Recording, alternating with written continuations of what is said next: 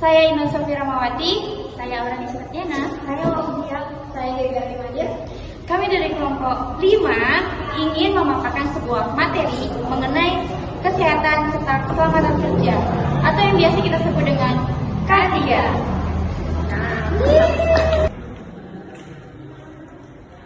Baiklah teman-teman, saya akan menjelaskan apa itu pengertian K3.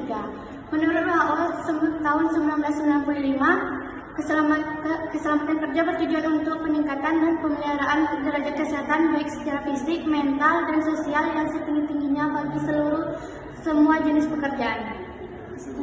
Nah teman-teman, adapun dasar hukum dari ketiga yang pertama yaitu Undang-Undang nomor 1 tahun 1970 tentang keselamatan kerja. Yang kedua yaitu Undang-Undang nomor 36 tahun 2009 tentang kesehatan kerja. Nah, ada juga K3 untuk petugas. Yang pertama adalah pemeriksaan kesehatan sebelum bekerja. Yang kedua, pemeriksaan kesehatan berkala. Yang ketiga, pemeriksaan kesehatan khusus. Dan ada juga keselamatan pasien. Yang pertama itu asesmen risiko, dan yang kedua adalah identifikasi dan manajemen risiko.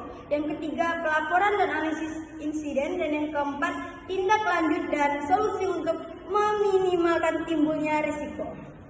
Peran dan tujuan ketiga rumah sakit. Yang pertama adalah menciptakan keselamatan dan kesehatan bagi pekerja di tempat kerja.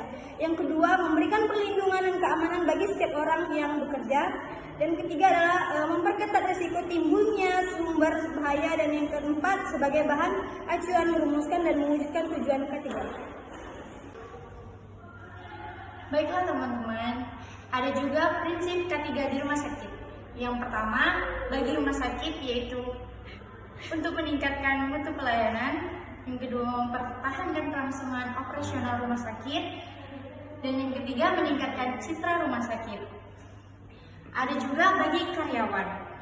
Yang pertama, untuk melindungi karyawan dari penyakit akibat kerja atau biasa kita sebut dengan PAK. Yang kedua, ada mencegah terjadinya kecelakaan akibat kerja atau KAK. Terus ada juga bagi pasien dan pengunjung. Yang pertama yaitu ada mutu pelayanan baik. Yang kedua ada kepuasan pasien dan pengunjung. Nah teman-teman, ada juga faktor yang mempengaruhi tenaga kerja. Yang pertama bagi beban kerja, fisik, serta mental. Terus ada juga lingkungan kerja, yaitu yang pertama fisik, kimia, biologi, ergonomi, serta psikologi. Selanjutnya ada kapasitas kerja, yaitu yang pertama keterampilan, kesegaran jasmani dan rohani. Selanjutnya ada status kesehatan atau gizi. Selanjutnya ada usia, jenis kelamin dan ukuran tubuh. Kecelakaan kerja. Nah, kecelakaan kerja itu merupakan salah satu yang tidak kita harapkan dan kita tidak duga loh. Nah, terdapat dua jenis kecelakaan kerja. Yang pertama ada kecelakaan medis. Nah, biasanya itu yang menjadi korbannya adalah pasien, dan kecelakaan kerja. Nah, biasanya itu yang menjadi korbannya adalah pelaku atau petugas laboratorium itu sendiri.